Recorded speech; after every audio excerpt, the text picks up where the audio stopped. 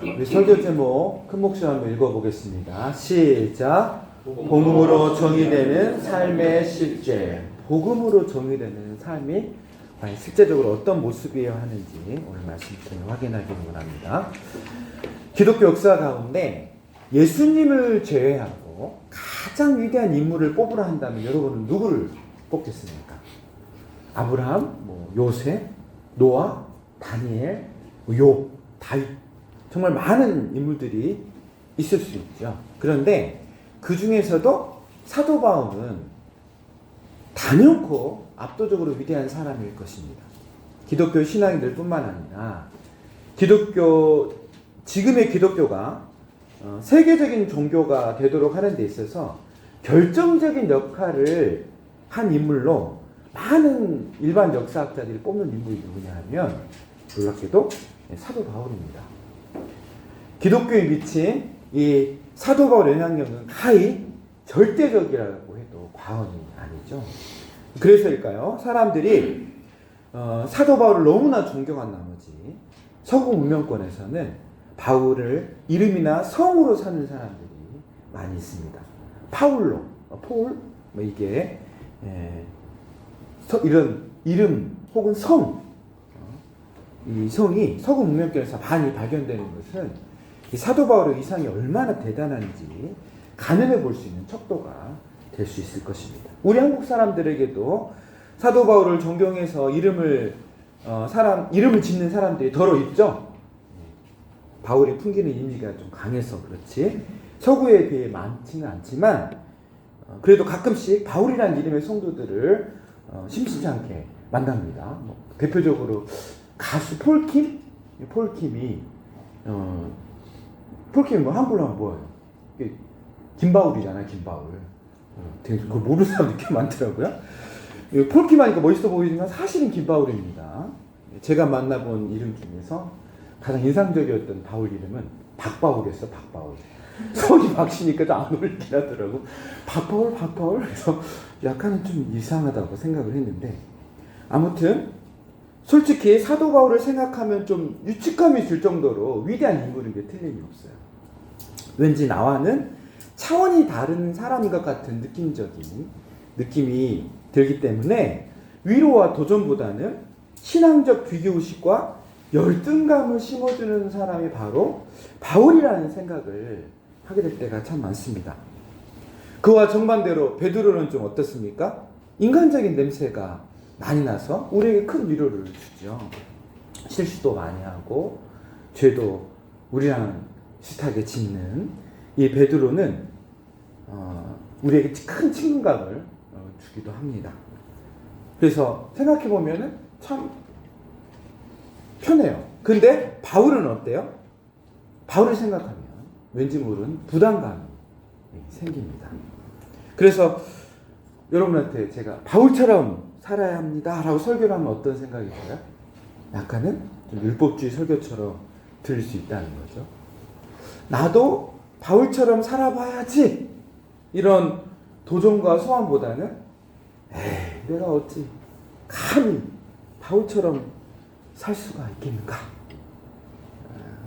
뱁새가 황새 따라가는 것이 어떻게 돼요? 가랑이 찢어 죽는 것처럼 어디서 내가 사도 바울을 흉내낼 수 있는가 이럴 생각을 한다는 거죠. 그런데 여러분, 우리는 성경 속에 등장한 위대한 신앙인들을 볼 때 평범한 우리가 감히 범접할 수 없는 그 비범한 인간에 주목해서는 안 돼요. 결코 인간의 위대함 그리고 강대함이 아니라 그 사람을 위대하게 만들고 특별하게 만드시는 하나님을 주목해야 되거든요. 위대한 사람이 아니라 평범하다 못해 범죄한 인간을 거룩하고 위대하게 빚으시는 참으로 위대하신 하나님을 먼저 봐야 되는 거예요. 우리가 자꾸 인간에게 집중을 하다가 정작 그 사람을 존재하게 하시고 위대하게 빚어가시는 하나님을 망각할 때 어떤 일이 일어납니까? 좀 사람에게 집중해서 그 사람의 위대성 혹은 내 안에 그런 위대한 특별한 잘남을 발견하게 될 때는 교만과 자기의에 빠게 돼요. 또 그 위대한 사람을 바라보다가 그 사람 끊임없이 비교하다가 나를 들여다보면 어떻게 돼요? 온전하게 못 사는 내 모습 때문에 자기 정죄, 절망감에 빠지기 쉽다는 겁니다. 그러므로 우리는 위대한 사람이 아니라 위대한 사람을 위대하게 빚으시는 위대하신 하나님을 봐야 돼요. 여러분, 사람은 섬김과 용서의 대상이지 결코 의지의 대상이 돼서는 안 돼요. 이게 되게 단순한데 자꾸 사람을 기대하게 되는 우리의 본능적인 속성이 사람을 보다가 하나님을 보지 못하게 만드는 그런 우를 범하게 할 때가 참 많은 걸 보게 됩니다. 다시 한번 강조합니다. 우리가 위대한 사도 바울을 볼 때마다 범접할 수 없는 위대한 인간으로서의 바울에 주목할 것이 아니라 그를 위대하게 만드신 진짜 위대하신 그 하나님의 사랑과 진리를 주목해야 한다는 거예요. 하나님의 언약이라는 진리, 그 십자가 희생의 사랑이 과연 사람을 어떻게 위대한 사람으로 살아내게 하는지를 그 하나님의 그 사랑을, 그 능력을 봐야 된다는 거예요. 사랑하는 여러분, 오늘 우리는 사도 바울의 신앙을 살펴보면서 하나님의 복음, 그 진리와 사랑으로 규정된 사람이 과연 어떠한 삶을 살 수밖에 없는지 성도의 모범을 확인하고자 합니다. 하나님의 복음으로 규정되고 정의된 성도의 삶의 이 실제적인 모습이 어떠해야 하는지 신앙의 모델로서 사도 바울의 삶을 봐야 된다는 거예요. 그리고 우리도 하나님의 복음만으로 우리의 삶이 규정될 때 어떠한 삶을 살 수밖에 없는지 도전받는 시간이 되었으면 좋겠습니다. 오늘과 다음 주 두 번의 설교를 통해서 복음으로 정의되는 삶의 실제에 대해서 도전받는 여러분이 되시기를 원합니다. 먼저 말씀을 합독 한번 해보겠습니다. 로마서 1장 8절부터 10절입니다. 다 함께 찾아보겠습니다. 로마서 1장 8절부터 10절입니다. 큰 목소리로 합독 한번 해보겠습니다. 시작. 먼저 내가 예수 그리스도로 말미암아 너희 모든 사람에게 관하여 내 하나님께 감사함은 너희 믿음이 온 세상에 전파됨이로다. 내가 그의 아들의 복음 안에서 내 심령으로 섬기는 하나님이 나의 증인이 되시거니와 항상 내 기도에 쉬지 않고 너희를 말하며 어떻게 하든지 이제 하나님의 뜻 안에서 너희에게로 나아갈 좋은 길 얻기를 구하노라. 보세요. 먼저 내가 하나님께 예수 그리스도로 말미암아 너희 모든 사람에 관하여 내 하나님께 감사함은 너희 믿음이 온 세상에 전파됨이로다. 내가 그의 아들의 복음 안에서 내 심령으로 섬기는 하나님이 나의 증인이 되시거니와 항상 내 기도에 쉬지 않고 너희를 말하며 어떻게 하든지 이제 하나님의 뜻 안에서 너희에게로 나아갈 좋은 길 얻기를 구하노라. 이렇게 사도 바울이 고백하고 있어요. 복음으로 정의되는 성도의 모범으로서 우리가 사도 바울을 통해 도전받아야 될 것이 있습니다. 그것은 무엇보다도 먼저 감사하는 삶의 자세예요. 무엇보다 먼저 감사하는 삶의 자세입니다. 8절입니다. 봐보세요. 먼저 내가 예수 그리스도를 말미암아 너희 모든 사람에 관하여 내 하나님께 감사함은 너희 믿음이 온 세상에 전파됩니다. 사도 바울은 무엇보다 가장 먼저 감사를 해요. 감사를. 사실 로마 교회는 사도 바울이 개척한 교회가 아니에요. 심지어 로마 교회 성도들을 직접 만난 적도 없는 사람들이 대부분입니다. 그런데도 사도 바울은 그의 믿음이, 그들의 성도들의 믿음이, 로마 교회 성도들의 믿음이 온 세상에 알려지는 것을 듣고 하나님께 감사하고 있어요. 이것은 단순한 예의상의 인사치레 정도가 아닙니다. 사도 바울이 놀랍게도 편지의 본론에서 가장 먼저 언급한 것은, 편지의 본론으로 들어갔잖아요, 지금. 근데 가장 먼저 언급한 게 뭐예요? 감사예요. 그가 무엇보다 먼저 감사를 언급한 것은 그의 신앙의 근본을 보여주는 것이라 할 수가 있습니다. 먼저라고 번역된 우리말을 성경 원문을 잘 살려 번역하면 무엇보다도 먼저가 될 거예요. 무엇보다도 먼저.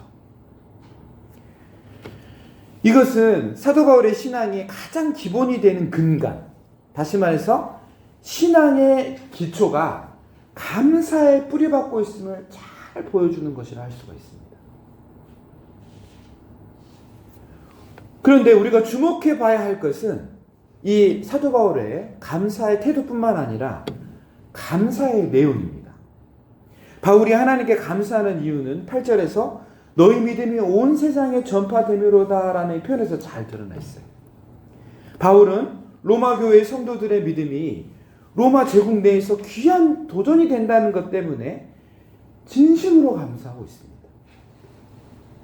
여러분, 사도 바울은 결코 로마 교회 성도들이 얼마나 하나님의 은혜로 말미암아 잘 나가고 있는지, 하나님의 복을 받아서 큰 부자가 되었는지, 또 형통하게 되었는지, 그리고 하나님의 복으로 말미암아 유명하고 영향력 있는 사람이 되었는지, 그것으로 말미암아 감사의 이유를 찾고 있지 않다는 사실을 주목해야 돼요. 오히려 사도 바울이 감사하고 있는 내용을 잘 봐보세요. 사도 바울은 지금 로마 교회 성도들의 신앙의 견고함, 믿음의 성숙함, 그리고 믿음의 본의됨에 대해서 하나님께 감사의 이유를 삼고 있다는 것을 주목해야 돼요. 여러분, 우리의 감사를 좀 돌아보시기 원합니다. 우리의 감사의 이유, 우리의 감사 제목이 뭐예요? 우리의 감사의 이유, 감사 제목이 과연 우리의 믿음, 우리의 자녀의 믿음, 공동체가 엘베들 교회가 믿음으로 성숙하게 됨에 대한 감사입니까? 아니면 세상적인 형통, 성공, 명예, 영향력, 돈에 대한 것들이에요. 물론 이런 것들이 있어야 되겠죠. 그런데 그것이 감사의 이유가, 감사의 제목이 되기 시작할 때 우리는 본질을 놓칩니다. 감사할 이유가 없다고, 감사할 제목이 없다고 불평하는 우리를 발견하게 될 때가 참 많죠. 이 본질을 놓치고 마음이 다른 곳에 가게 돼 있을 때. 우리 다은 자매가 감사하게도 거기 뭐죠? 그 기도 제목 올렸던 그 심화 과정에 합격을 했어요. 감사해야죠.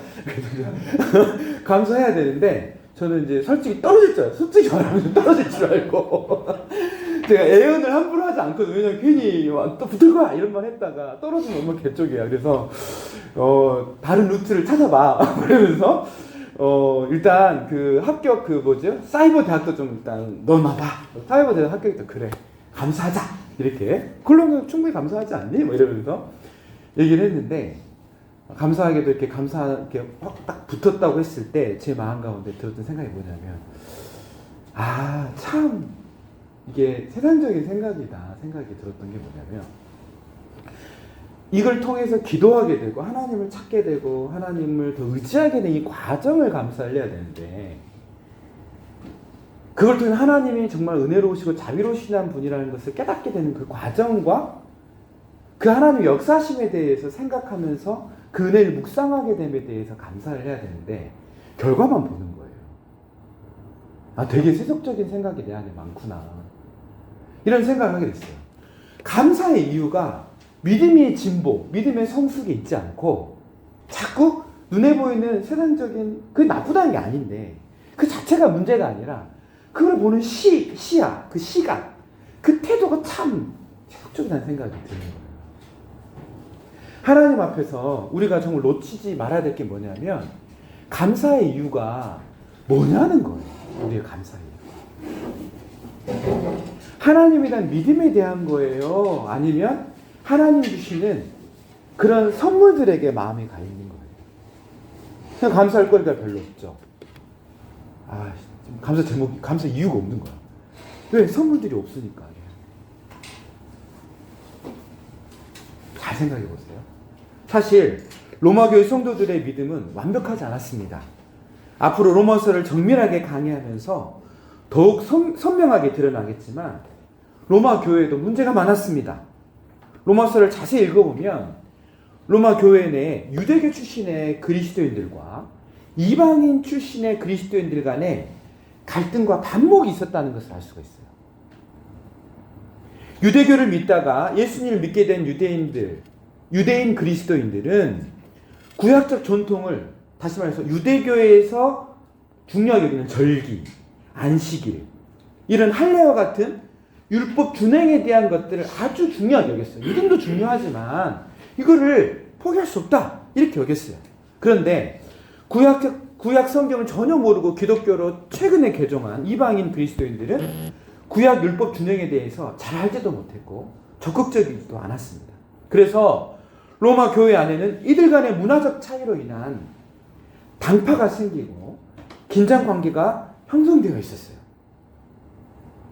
또 믿음이 좋고 성숙한 사람들과 믿음이 연약한 초신자들 간의 문제들도 있었어요. 믿음이 견고한 사람들은 왜 저것도 못 지키냐, 그 연약한 성도들을 바라보면서 못마땅해 한 거예요. 또 믿음이 약한 사람들은 어떻습니까? 꼭 그렇게까지 하면서 신앙생활을 해야 되는가, 이런 생각을 했다는 거예요. 무엇보다도 이러한 교리 사상이 슬며시 교회 안에 들어와서 참 복음이 다른 복음과 혼합되어 있어서 잘못된 교리를 믿고 있는 사람들이 많았다는 게 문제가 돼요. 로마 제국의 복음과 예수 그리스도의 복음을 혼동하는 사람들이 많아서 진리에 대한 올바른 이해 없이 무늬만 신앙생활하는 그런 종교인들이 로마 교회 안에 있었어요. 그래서 사도 바울은 이런 당파 문제, 하나 되지 못하는 문제, 이단 사상의 문제가 있는 로마 교회에 복음을 명징하게 선포하는 편지를 써서 보내게 된 것이 로마서예요. 로마서. 이렇게 나온 거예요. 로마서가. 이런 상황이라면 저 같으면 솔직히 말해서 감사하기 쉽지 않았을 것 같아요. 문제와 갈등, 그리고 불신앙을 지켜보면서 감사하기가 결코 쉽지 않았을 것 같아요. 그런데 사도 바울은 무엇보다 먼저 감사합니다. 이것은 바울이 의도적으로 감사를 선택하고 있다는 것을 잘 보여주는 거예요.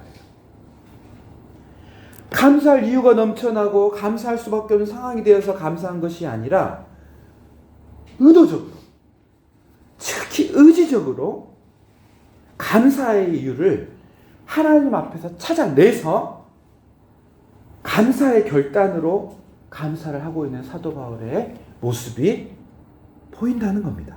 사랑하는 여러분, 감사 이유가 넘쳐나고 상황이 좋을 때 감사하는 게 아니에요. 의도적이고 의지적으로 무엇보다도 먼저 감사의 이유를 찾아낼 줄 아는 것이 복음에 붙들린 신앙인의 모습이라는 것을 우리는 사도 바울을 통해서 도전받아야 돼요. 신앙이 정의하고 복음이 정의하고 규정한 성도의 실제 삶에 가장 도드라진 첫 번째 덕목은 뭐냐면 의지적으로, 의도적으로 무엇보다 먼저 감사 이유를 찾는 거예요. 우리 8절에서 우리는 중요한 감사 이유를 발견할 수 있습니다. 8절 다시 한번 읽어보겠습니다. 8절 큰 목소리로 읽어보겠습니다. 시작. 먼저 내가 예수 그리스도로 말미암아 너희 모든 사람에 관하여 내 하나님께 감사함은 너희 믿음이 온 세상에 전파됨이로다. 여러분, 이 8절 자세히 읽어보면 최종적으로 사도 바울이 감사하는 이유가 무엇이라고 나왔는지 보세요. 사도 바울이 감사의 이유라고 선포하고 있는 것은 사실상 감사의 대상이 되시는 하나님이라고 말하고 있음을 확인해 보세요. 잘 보세요. 표면적으로 볼 때 사도 바울은 로마 교회 성도들의 믿음이 세상의 모범과 좋은 예시로서 전파되고 알려지는 것 때문에 감사하고 있어요. 그게 감사의 이유입니다. 그런데 자세히 읽어보세요. 그런데 이 자세히 읽어보면 결국 사도 바울은 하나님 때문에, 하나님으로 말미암아 하나님께 감사하고 있다는 것을 보게 돼요. 결국 하나님께 감사하잖아요. 사도 바울이 감사한 내용은 바로 로마 교회 성도들에게 믿음을 주시고 성숙하게 하게 하신 누구? 하나님께 감사하고 있는 거예요. 여러분, 사실 믿음조차 하나님의 선물입니다. 그래서 사도 바울은 로마 교회와 그와 관련된 하나님께 감사를 드리고 있어요. 누구한테? 하나님께 감사를 하는 거예요. 그들이 지금의 그들이 된 것은 다 하나님의 은혜라는 거죠. 그들의 삶에서 이루신 하나님의 역사 때문에 이 로마 교회 성도들은 지금 모습과 같은 신자들이 될 수 있었기 때문에 그런 거예요. 이 점을 분명히 확인하고 싶다면 로마서 6장 17절을 한번 읽어보기 원합니다. 성경 읽는 자, 로마서 6장 17절 한번 큰 목소리, 앞에 PPT 나와 있으니까 읽어주시길 바라요. 시작. 하나님께 감사하리로다. 너희가 본래 지의 종이더니 너희에게 전하여 준 바 교훈의 본을 마음으로 순종하여. 하나님께 감사합니다. 너희가 로마 교회 성도들은 본래 죄의 종으로 살았던 사람들인데 로마 교회 성도에게 전하여 준 바 교훈의 본, 이 복음을 마음으로 순종하게 되어서 하나님의 백성이 됐대요. 이 구절에서 분명하게 알 수 있듯이 무엇 때문에 사도 바울은 감사하고 있어요? 하나님을 감사의 대상으로, 감사의 이유로 삼고 있다는 것을 확인할 수 있습니다. 오직 하나님께 감사하고 있는 거예요. 또한 감사의 이유, 그것도 하나님 때문이라는 거예요. 다른 조건과 이유가 아니라 우리에게 은혜와 사랑, 진리를 한량없이 내어주시는 하나님 때문에 감사하고 있는 거예요. 여러분, 요즘 어떻습니까? 감사할 일들이 많습니까? 감사의 이유가 넘쳐나고 있습니까? 아이고, 목사님, 감사할 이유, 좋은 일도 없는데 뭘 그렇게 감사를 해야 합니까? 이렇게 반문할 수 있어요. 그런데 우리는 우리를 구원하시고 우리를 성장시키시며 인도하고 계시는 그 하나님 때문에 감사할 수 있어야 돼요. 다른 이유가 아무것도 없어요. 하나님 한 분 때문에 감사할 수 있어요. 여전히 결핍, 갈등, 해결되지 않은 문제들이 산적해 있다고 할지라도 우리의 아빠, 아버지가 되시는 그 하나님이 우리를 이미 구원하셨고 또한 구원하시기 위해 열심히 우리를 인도하고 계시면서 완전한 구원의 성취를 이루기 위해서 우리를 이끌어가고 있다는 이 분명한 하나님 향한 이 신뢰가 우리의 감사 이유가 돼야 된다. 쉽지 않습니다. 그래, 가만히 생각해 보세요. 우리의 감사의 이유가 뭔지, 그리고 감사의 대상이 뭔지.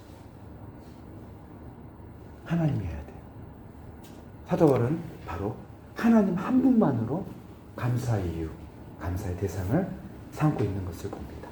그것이 복음에 의해서 정리된, 복음으로 규정된 성도의 삶이 실제의 모습이 어떠한지 잘 보이는 첫 번째 덕목이라는 거예요. 두 번째, 복음으로 정의되는 성도의 모범으로서 우리가 사도 바울을 통해 도전받아야 될 것은 하나님께 기도하는 자세입니다. 기도하는 자세예요. 우리 9절과 10절 큰 목소리 한번 읽어보겠습니다. 시작. 내가 그의 아들의 복음 안에서 내 심령으로 섬기는 하나님이 나의 증인이 되시거니와 항상 내 기도에 쉬지 않고 너희를 말하며 어떻게 하든지 이제 하나님의 뜻 안에서 너희에게 나아갈 좋은 길 얻기를 구하노라. 바울은 로마 교회에 대해서 항상 쉬지 않고 기도했다고 고백을 해요. 그의 기도는 단지 입술의 반복이 아니라 마음 깊은 곳에서 드러나는 기도였습니다. 바울은 자신의 기도에 대한 진정성은 바로 하나님이 증인이 되어주는 그런 기도 생활을 하고 있다고 말해요. 좀 놀랍죠? 근데 더욱 놀라운 것은 사도 바울은 아직 만나보지도 못한 로마교회 성도들 위해 중보 기도를 하고 있다는 거예요. 대부분이 사도 바울이 모르는 사람들이에요. 사도 바울의 기도는 자기를 위한 기도가 아니라 다른 사람을 위한 기도였다는 거예요. 우리가 사도 바울이 기도에 대해 말할 때 특별히 눈여겨보게 되는 단어들이 있죠. 항상, 또 쉬지 않고. 이 단어들, 이 부사들 봐보세요. 항상 기도하기, 쉬지 않고 기도하기, 특별히 성도들의 이름을 부르며 기도하기.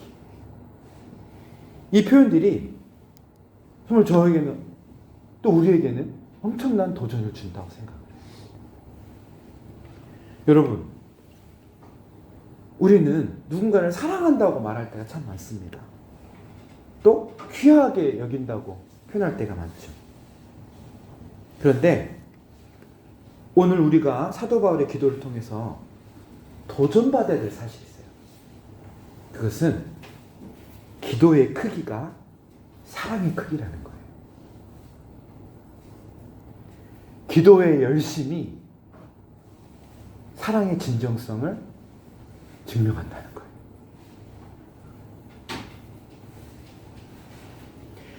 아무리 사랑한다고 말해도요, 아무리 진짜 이렇게 섬긴다고 말해도 기도 가운데 그 상대방의 사랑하는 이 이름이 들어가지 않잖아요. 그러면 그건 지극히 인간적인 사랑이에요. 사랑의 크기는 기도의 크기와 비례합니다. 사랑의 열정은 기도의 열심과 정비례한다는 거예요.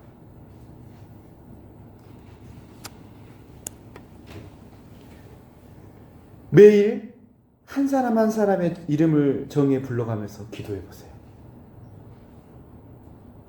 그 기도가 하나님 앞에서 하나님이 기억하신 기도가 됩니다. 그런 의미에서 우리 엘베드 교회 너무 좋은 것 같아요. 매일 10시 반만 되면 모든 성도들의 길 이름이 다 뜨잖아요. 왜 고개를 숙여요? 갑자기 저를 안 쳐다보고 기도하고 계세요? 여러분, 읽기라도 하세요.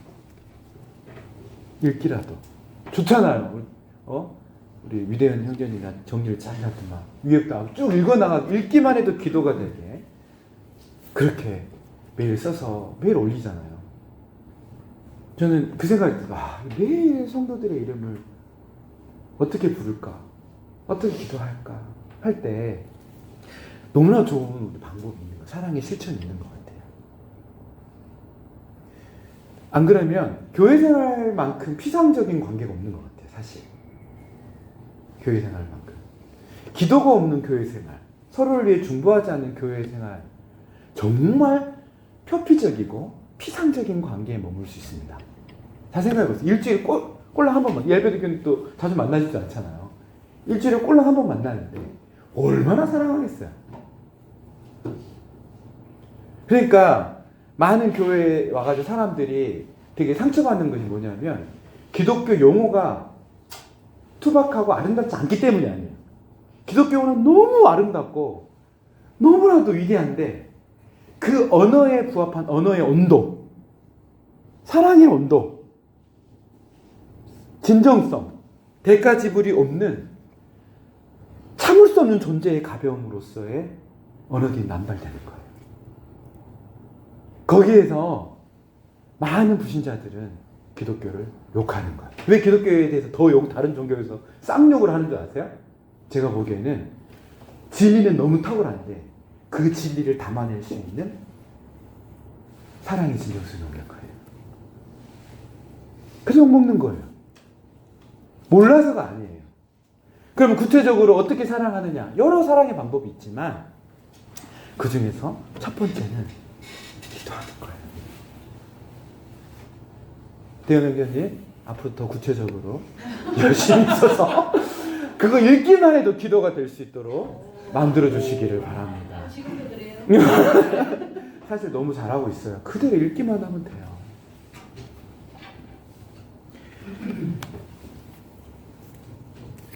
사도 바울은 하나님의 뜻 안에서 너희에게로 나아갈 좋은 길 얻기를 구한다고 말을 해요. 너희에게 나아갈 좋은 길 얻기를 구한다. 사실 사도 바울은 로마 교회를 직접 방문하여 하나님의 복음을 온전히 전하기를 간절히 갈망해 왔습니다. 여러 번 이 로마 교회 방문을 시도했어요. 그런데 잘 이루어지지 않았습니다. 진심으로 간절하게 원했지만 여러 선교 일정으로 인해서 어려웠던 것 같아요. 그래서 사도 바울은 로마서 1장 10절에서 이렇게 기도했습니다. 어떻게 하든지 이제 하나님의 뜻 안에서 너희에게로 나아갈 좋은 길을 얻기를 기도한다. 바울은 로마 교회의 성도들을 만나기를, 그들과 함께 복음을 나누고 교제하기를 간절히 바랐습니다. 자신의 계획 속에는 아마 자유로운 선교사로서 평화롭게 로마 교회를 방문해서 은혜를 나누는 그런 기대감을 갖고 기도했던 것 같아요. 그런데 결국은 어떻게 됐습니까? 이 기도문이 어떻게 응답받는 줄 아세요? 로마서에 나온 이 이야기가 어디서 정확히 나와요? 이 기도 응답이? 사도행전에 나와요. 사도행전을 보면 사도 바울은 예루살렘에서 체포당합니다. 유대인들의 음모와 로마 관원들의 감시 속에 무려 2년 가까이 감금되어 있었어요. 그리고 결국은 죄수의 신분으로 쇠사슬에 묶인 채로 로마에 압송되었습니다. 여러분, 이것이 바로 바울이 기도했던 좋은 길일까요? 좋은 길 얻기를 기도했다 했잖아요. 인간적으로 보면 절대 아니죠. 그런데 하나님은 당신의 방법으로 바울을 로마로 보내셨던 거예요. 이 바울의 기도대로 하나님의 좋은 방법대로, 좋은 길대로 응답된 거예요. 놀라운 것은 로마에서 바울은 복음을 전했다는 거예요. 황제의 가정에도 복음을 전해줬어요. 황제의 가정에도 복음을 전해서 황제의 가문에 속한 사람들이 예수를 믿기 시작해요. 이 바울의 이 체포당함을 통해서 말이죠. 또 로마의 옥중에서도 자유롭게 하나님의 나라를 전파했습니다. 사도행전 28장에 보면 이게 잘 나와요. 또한 그곳에서 이 로마 교회에서 그 유명한 옥중서신이라고 하는 에베소서, 빌립보서, 골로새서, 그 다음 빌레몬서와 같은 이 옥중서신들이 기록돼요. 그리고 우리는 그 은혜의 말씀을 지금도 읽으면서 말씀의 위로를 받고 있습니다. 우리는 여기에서 깨닫게 되는 사실이 있어야 합니다. 하나님의 뜻은 반드시 이루어진다. 그러나 우리의 방식대로는 이루어지지 않을 수도 있다는 거예요. 하나님은 때때로 고난의 길을 통해 예상 밖의 상황 속에서 우리가 기대하지 않는 방식으로 당신의 뜻을 이루어 가십니다. 그런데 그 길이 복음의 길이라면, 가장 선하고 가장 복된 길이라면 우리가 믿어야 될 게 있죠. 뭡니까? 반드시 이루어진다.